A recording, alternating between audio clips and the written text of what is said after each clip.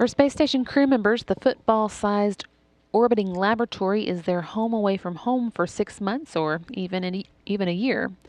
It's where they live and work, and therefore their spacecraft must be comfortable and efficient. That's where the Human Factors group at Johnson Space Center comes in.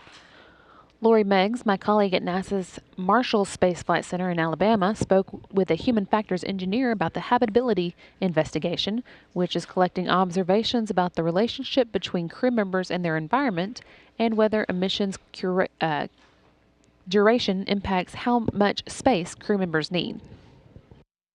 We're trying to assess the habitability of the International Space Station, so how people interact with their environment when they're living and working.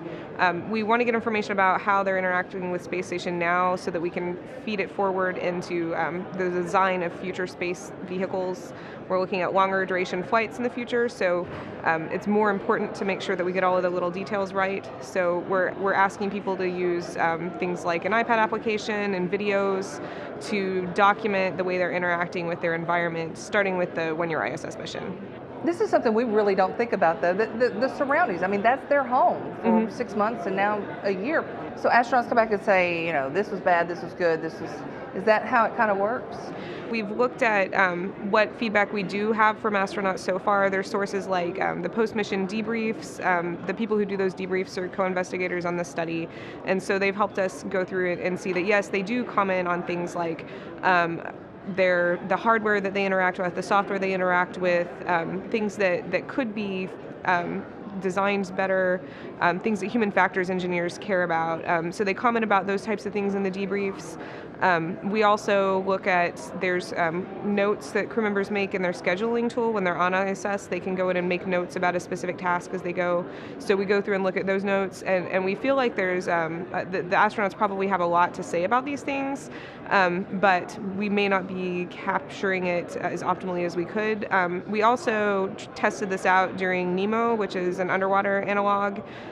We sent our iPad app with them, and we had them use it during a 14-day mission. We got some great feedback to give to the NEMO analog facilities people. We got great feedback about the app and some lessons learned about how to improve it for Space Station.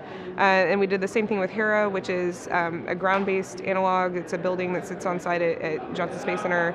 And we had people use that for a 7-day mission. They used the application. They took videos just the way that we are asking the astronauts to take videos during the space flight study.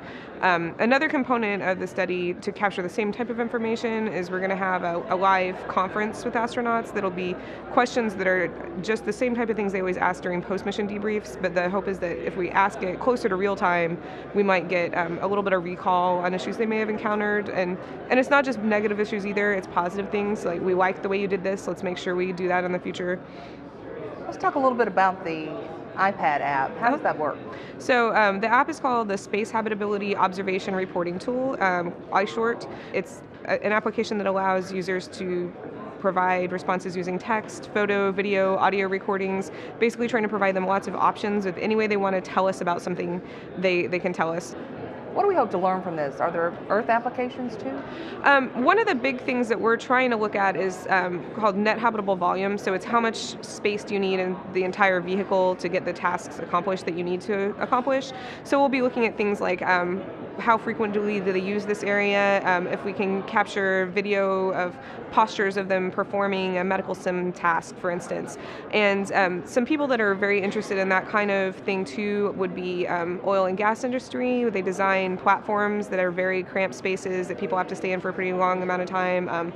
The Navy, submarines, there are several Earth industries that are interested in the same type of thing, and we've worked with them to come up with what we think the important tasks are that are going to drive you to have a bigger volume. But basically, for NASA and for some of the Earth applications like oil and gas, the volume that you provide means it costs money to provide it. So everybody wants to get by with as small of a volume as you can, but as human factors people, our concern is that we want to make sure that people can still successfully accomplish all of their tasks.